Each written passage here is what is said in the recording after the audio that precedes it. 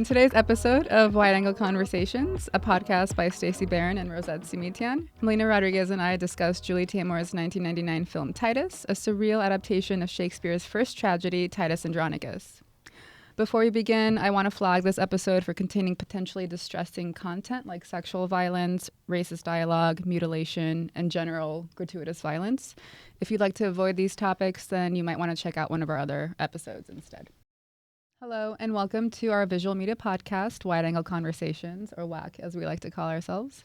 Here at WAC, we invite UC Davis graduate students and faculty to speak with us about a visual media text of their choice. And today we are thrilled to have our friend and colleague, Melina Rodriguez, a third-year PhD student in the English department, and perhaps one of the smartest people I have ever met. I'm not just saying that. I could have said something else, but it's true. Melina's work engages pre-modern critical race, gender, and sexuality studies and thinks through constructions and abstractions of the body in early modern literature as related to gender formations, racialization, and physical violence. Theoretical underpinnings of her research include women of color feminisms, queer of color critique, and monster theory. She was born and raised in Tucson, Arizona. So for today's episode, Melina has chosen for us Julie Taymor's 1999 film Titus, which stars Anthony Hopkins and has some incredible performances from the likes of Jessica Lange, Harry Lennox, Alan Cumming, Matthew Rhys, and Jonathan Rhys-Meyers. Set in a surreal world that is equal parts ancient Rome, roaring 20s, and 90s camp, Titus tells the story of an aging Roman general who conquers the barbarous Goths only to return to a politically divided Rome. He ignores the pleas of his captive, Timmora, the Queen of Goths, as he kills her eldest son to appease the spirits of his own sons who died in battle. After declining his brother Marcus's political endorsement, Titus helps the late emperor's eldest son, Saturnine, come into power. Saturnine and his brother Bassianus fight over Titus's esteemed daughter, Lavinia, who is secretly betrothed to Bassianus. The rejected Saturnine very swiftly decides to marry Timmora instead, and Titus kills his own son Mucius for dishonoring their family by helping Bassianus and Lavinia escape. Timmora convinces Saturnine to forgive Titus, Bassianus, and Lavinia, and all the while she plots with her sadistic sons, Chiron and Demetrius, and her lover, Aaron the Moor, to avenge Titus's sacrifice of her eldest son. Aaron reveals himself to be the true mastermind of Titus's demise as he persuades Chiron and Demetrius to kill Bassianus and rape Lavinia. Afterwards, Timmora's sons cut off Lavinia's tongue and hands to prevent her from disclosing what they did, setting off an escalating chain of events, each one as violent and horrific as the last, until the play comes to a tragic end, which involves Titus feeding Timmora her own sons, baked into meat pies, in true Greco-Roman fashion. By the end, Titus kills Lavinia and Timmora, Saturnine kills Titus, and Lucius kills Saturnine, becoming emperor and dispensing so-called justice on Aaron and Timmora, or her corpse at that point. So this episode's a doozy. Thank you for bearing with that long summary of a complicated revenge tragedy. Melina, I was thinking maybe we can begin at the end, which is related to the beginning anyway. The film ends, there's a frame story in the film, and it ends with young Lucius, son of Lucius, grandson of Titus, who has witnessed all this violence from the beginning, walking out of the Colosseum with the infant son of Aaron and Timmora. It's important to note that the film opened with a scene of young Lucius playing with toy soldiers until being pulled away to greet Titus and the other Roman soldiers who came back from battle. So I guess what are your thoughts on this framing that Julie Taymor uses? Because it is really like the biggest move away from the original text. She's pretty faithful to the text aside from that. Yeah, I agree. Yeah, I really am interested by the framing of this film because we start off, right, we have young Lucius playing with a lot of toys and like robots and soldiers before like there's like an explosion and he's carried off into this like Colosseum also, which I think is a very interesting way to frame that, right? There's like the spectatorship, the voyeurism of like being someone in a Colosseum watching like horrible acts of violence, right? And then we have like this play which is full of horrible acts of violence.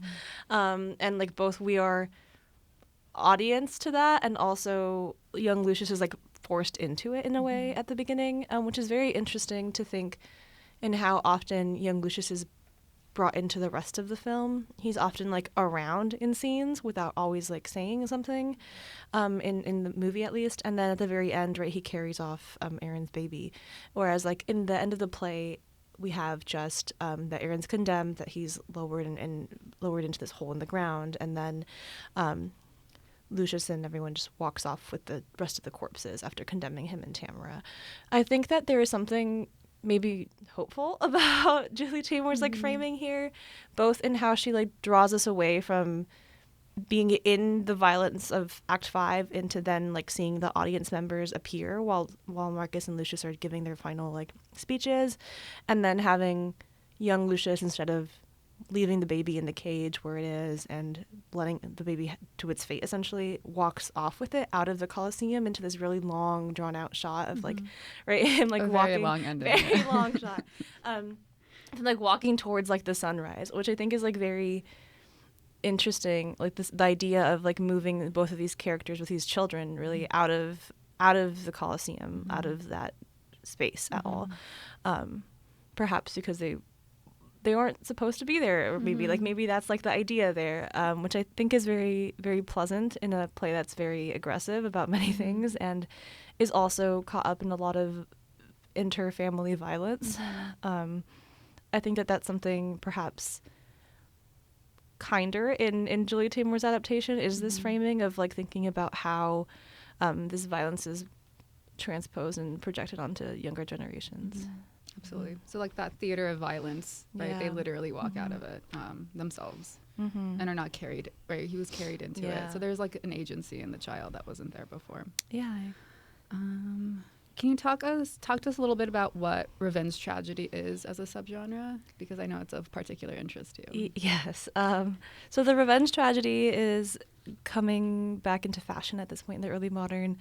It's building off of works by Seneca in the Roman plays, a lot of speeches around strategizing, about weighing odds against things, about deciding to take violence for wrongs that were done to one.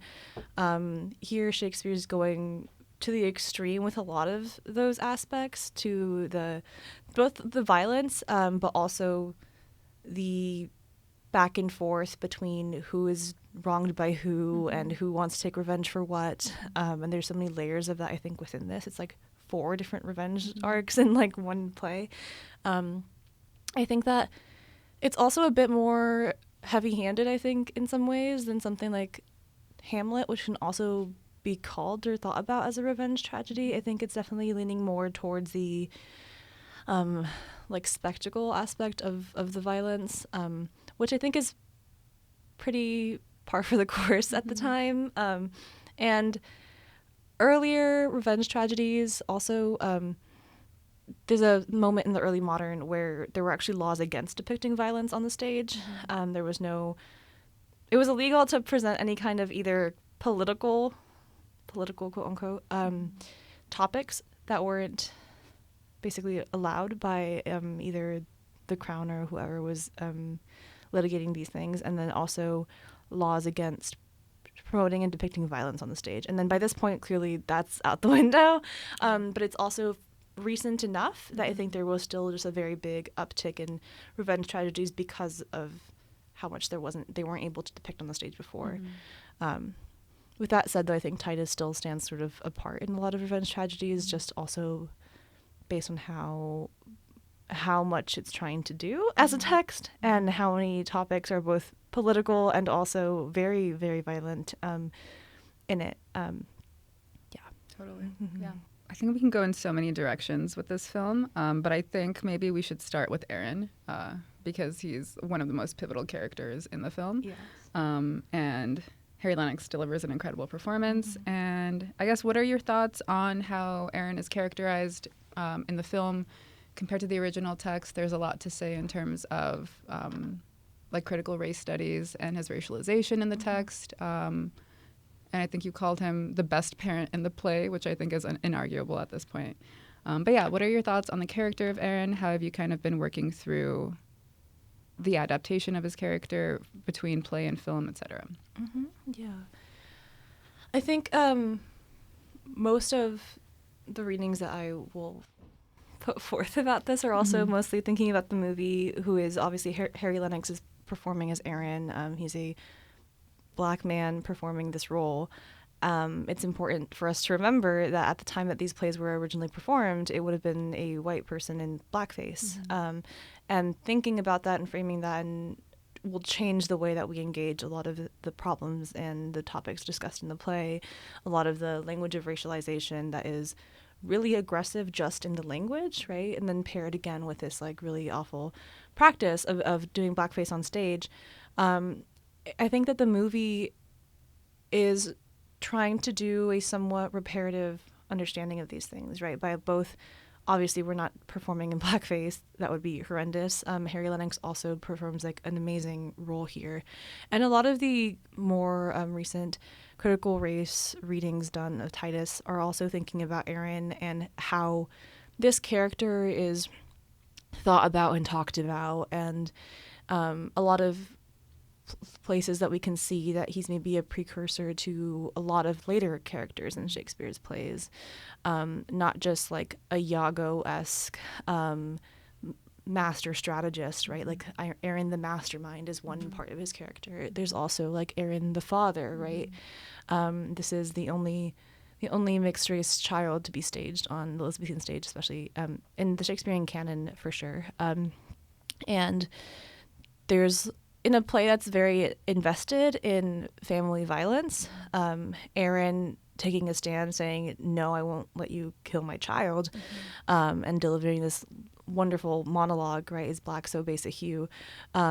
It's pretty jarring, I think. It's pretty, like, honestly surprising in a lot of ways to find that in a text like this. I think it was surprising to me the first time I read it as an undergrad, to see anything like this at all in Shakespeare.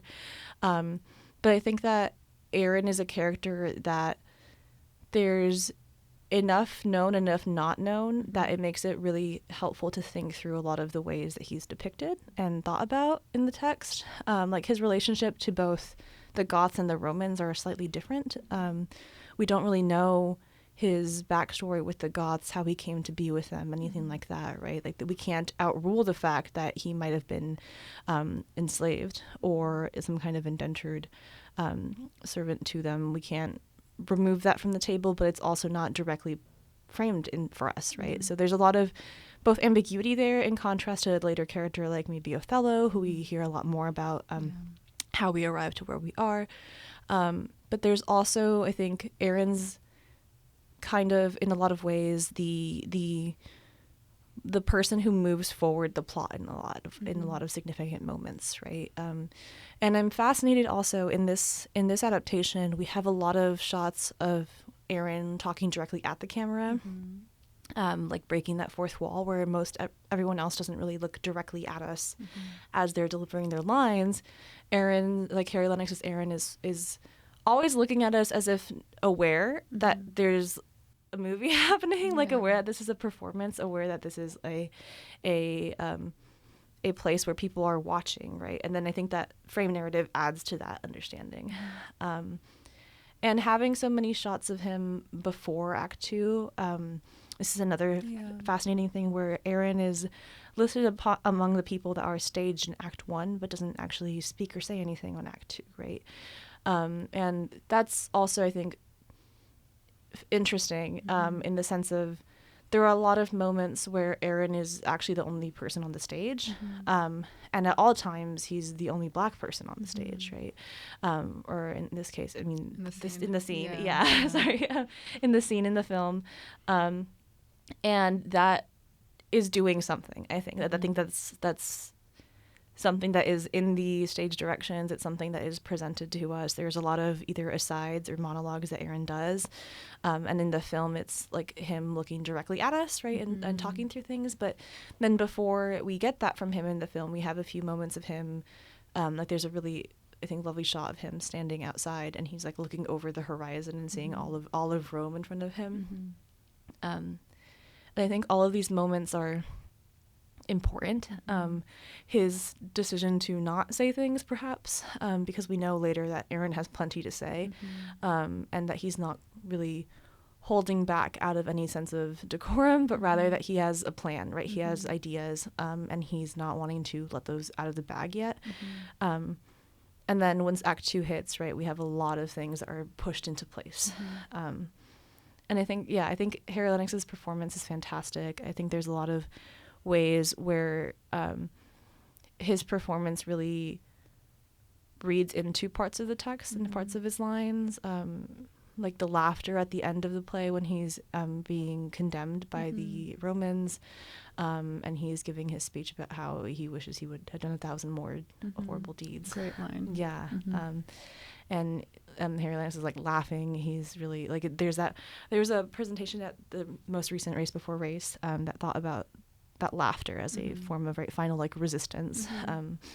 And I think that's lovely. I think that's there. And I think that a lot of that is in the direction and also his acting. Yeah. Absolutely. And there's that line where he says, tomorrow is my mistress, but this myself, right? Yeah. So the child is really an extension of himself. And so even though he is potentially, the last we see him, he's essentially doomed, the child survives. And that's, I think, my next question is there's so much begging for forgiveness in this play, right? There's Tamora begging for her son Alarbus's life, I think his name was. There's Lavinia begging Tamora to kill her so that she doesn't have to endure rape by her sons. There's Aaron begging for his son's life, and Lucius is really the only one to spare Aaron's son, or like to spare, right, or like to show mercy in that moment. I guess we never really understand Lucius's reasoning, right, why. But I guess my question is more in terms of, and mercy and the quality of mercy is something Shakespeare is going to revisit later, right? But I guess what is your take on the idea of mercy, pity, fairness, right? Like that which is religious or just, and then this like overall like tension between so-called like civilization and barbarity in the play. Yeah. There's a really striking line that I think about since the first time I read this play, which is "Thou art a Roman, be not barbarous," right? It's like a highly maybe ironic line as well, because it's said by a Roman to other Romans, right? And they're saying, well, because you are a Roman, you should not behave this way, right? This idea of barbarity that at the time is absolutely racialized, and has to do with like comportment and culture, and how you relate and talk to other people. And the Romans have this very rigid and structured way of defining power dynamics. And it seems like in this play, the Goths' arrival, Aaron's arrival, really disrupts all of that immediately. I think that the ending is interesting because the play, just the text that we have, right, we don't have a way to really know how it was performed originally. The manuscript is what we have. And so it leaves, in that sense, really ambiguous what happens to the baby. Lucius orders it to be killed. Aaron asks for that not to be the case. I guess leverages knowledge, right? He says, I can give you information that you need in exchange for my son's life. Yes, and then he confesses to a lot of the things that have occurred in the play. And so at that point, like, I think the most common assumption is that that baby was also killed, right? But then it's not depicted, which is one thing, whereas every other death that happens is there. So it's ambiguous in that sense, which is, I think, very typical for Shakespeare's endings. There's always something that's maybe left hanging, and I think that that baby as like, a generational like inheritance of what is happening here, back to again the Frey narrative with Lucius, I think is a very useful and interesting conversation around like how that baby and young Lucius are almost afterlives of what happens in this play. So the Roman system of justice, definitely very flawed. I guess back to revenge tragedy origins, a lot of the Roman revenge tragedies are really interested in like failures of justice, at the point where like systemic justice fails you, you take it upon yourself to revenge, right? To revenge yourself and your family, to avenge things that have happened to you. And it's almost always spurred on by these failures of justice. And I think that what's interesting in a lot of these plays, and especially this text, is that what justice is already really disrupted and fraught and complicated by so many of these characters who are already immediately not privy to the same kind of justice that the Romans themselves considered adequate, right? Like Tamara at the beginning of the text, when she's pleading for her son, she asks for justice, she asks for mercy, and for the Romans, they're like, this doesn't apply to you, right? It doesn't really apply to her until she marries Saturninus, and is the empress in that sense.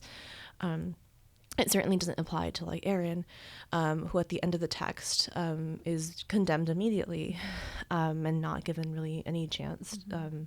Definitely not as many passes as Titus or Saturnine have gotten.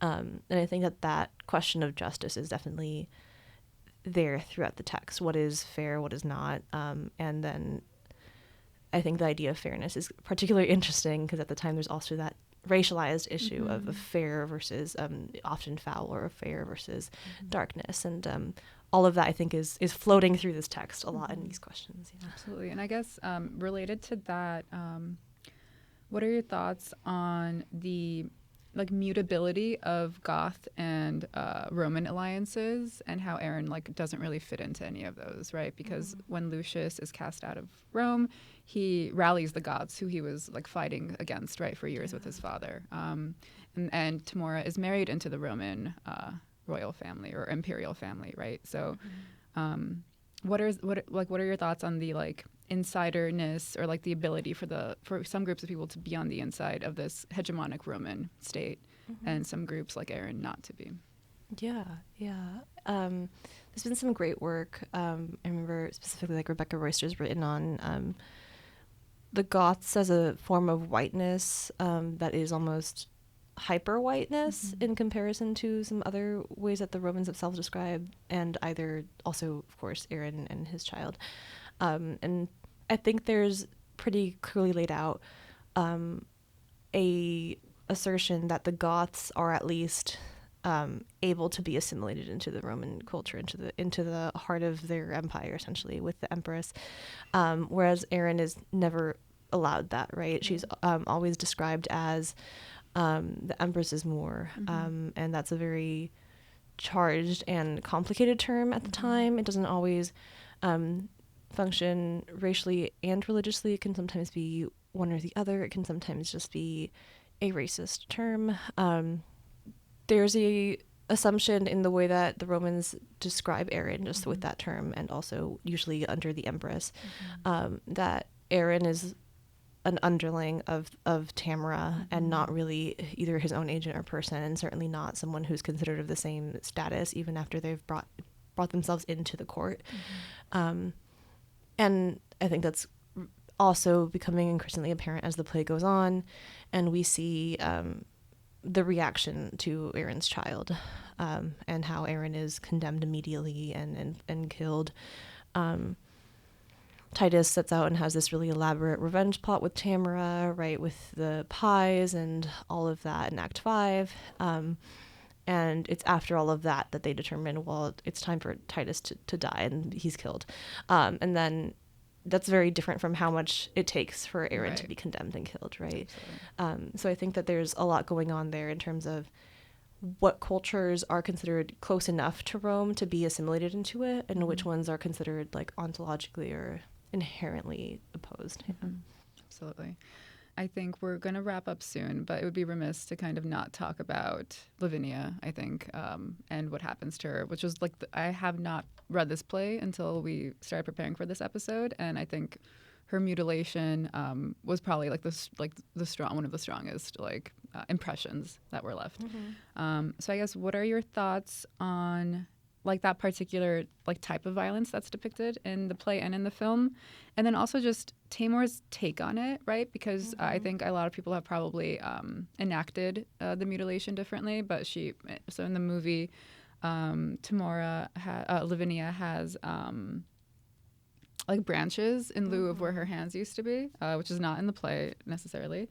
And then also the scene where she finds a means with the help of Marcus to express what happened and communicate what happened to her. There's a strange, very jarring break in, like stylistically, it becomes like this hard rock anthem as she's like remembering what happens, and there's this collage of images and the tigers, of course. Yeah. And so I guess, what are your takes on the violence done unto Lavinia, and also like Taymor's version of it. Yeah, it's definitely, if not the most, then one of the most absolutely like horrendous like atrocities that happen on stage. I think it's very also helpful and generative to think of this moment of violence and the violence to Aaron as very interrelated because they're brought on by similar problems, right? But Lavinia, she's raped, her husband is killed. It is also, there's some language that implies that they commit this crime over his corpse in this hole in the ground that is already there. And afterwards, her tongue's cut out, her arms are cut off, and that's an image that's not unprecedented, right? There's a few versions of stories where something similar happens. They mention often like Philomel and Lucrece in this text, which were very popular allusions at the time, both referring to rape, but also to the social, cultural, political capital that's placed in women's bodies, right? And they were essentially often considered useless after this kind of thing had happened to them. So there's one thing to say, I think, in the fact that Lavinia lives for a few acts longer, and she's not immediately killed or commits suicide, which is often like the depiction in other texts, especially precursors to this, which is still quite an early play. And yeah, the depiction of the branches on her arms is really interesting. There's language that is in the monologue that Marcus gives as soon as he sees her and finds her, that's talking about her arms as trees, right? And they've like chopped down these branches and basically desecrated this thing. And I think that's probably where Taymor was relying on to find the idea to have branches. A lot of productions of Titus, because it is such a intense, gory play, have leaned into the more artistic portrayals of the scene. I've seen adaptations that have like ribbons, like red ribbons coming from her mouth and arms. Others that do other routes. In part, I think, because without that, it's maybe still too intense for a lot of modern audiences. Like I think I mentioned to you when we were watching it that there was a few productions done around 2015, 2016 where audience members actually fainted watching this production, which is, I think, a testament to how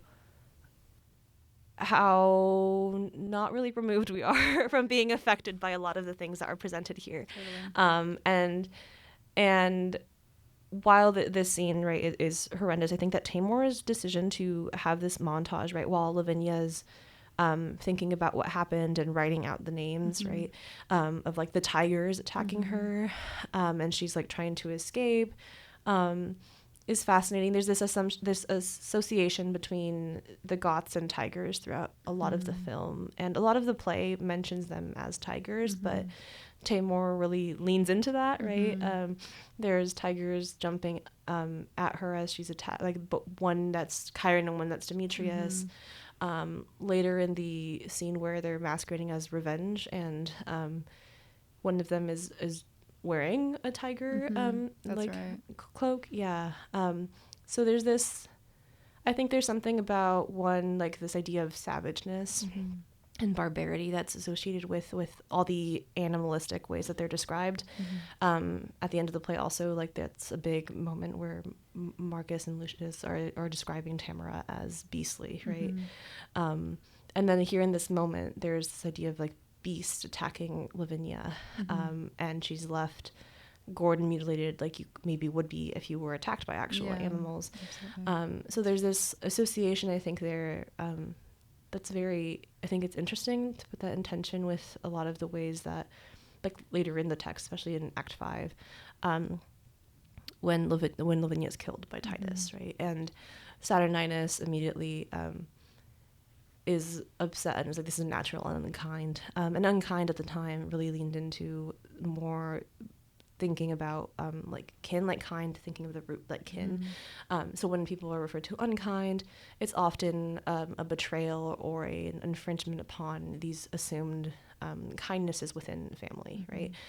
So Saturninus saying that is not only a big statement coming from Saturninus, but also I think indicative of how we're not maybe supposed to read this as, oh, this is just what was thought of at the time, or this is a valid thing to do in any way. And I think that part of that is what's interesting about that last scene, Lavinia's death scene, is that Titus enters and asks first if they've heard of this like story, right, of the Cries Philomel, and the daughter of, I don't remember exactly what that allusion was, but like, was it just for her to die and give her life up after being raped, after being abused? And Saturninus says, of course, yes, because it was like a stain for her family and it only bring them sorrow. And then once Titus like follows through on that, then everyone's like, wait, what? Yeah. Which I think says that's a very interesting moment there, because there's this like assumption that there are things that you're supposed to say, like there is a like a regular circulated response to, of course, like it's okay for them to like have died because they were otherwise just bringing their family sadness. And then of course when Titus like kills Lavinia, I think the portrayal of that in the film is very interesting because she's like very like placid, right? She's very calm. It's like she knows what's happening. It's like she knows what's happening. Like, this is what happens. Right. Like she kind of felt that it would come eventually.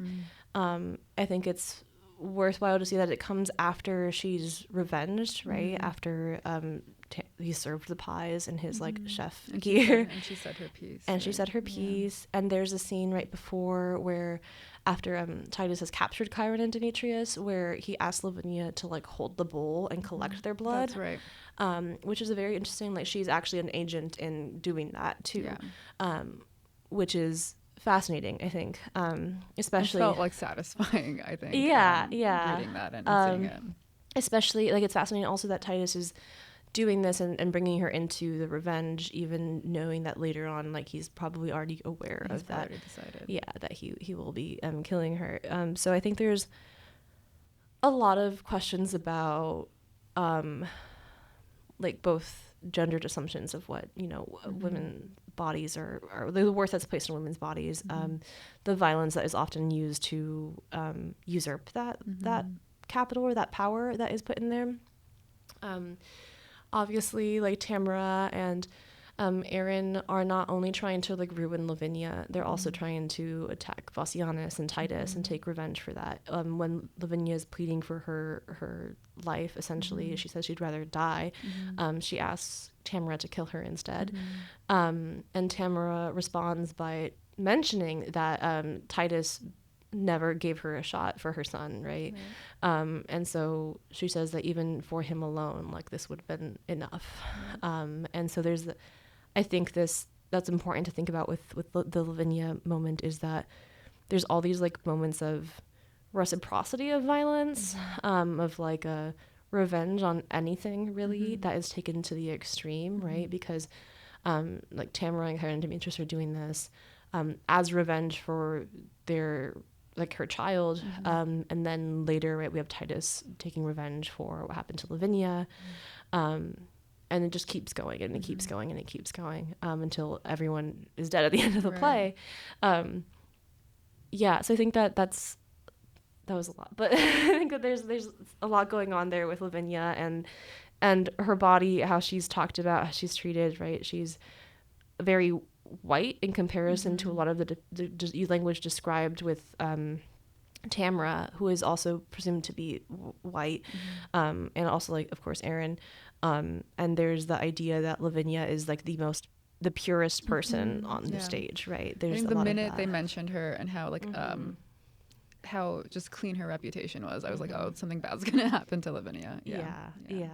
So there's like the idea that she was maybe the purest person on the stage. The assumption that she was representative of a lot of other things probably is, I think, also running through this. Yeah, absolutely. Well, we can go on forever about this movie and this play, but I think we'll start wrapping up here.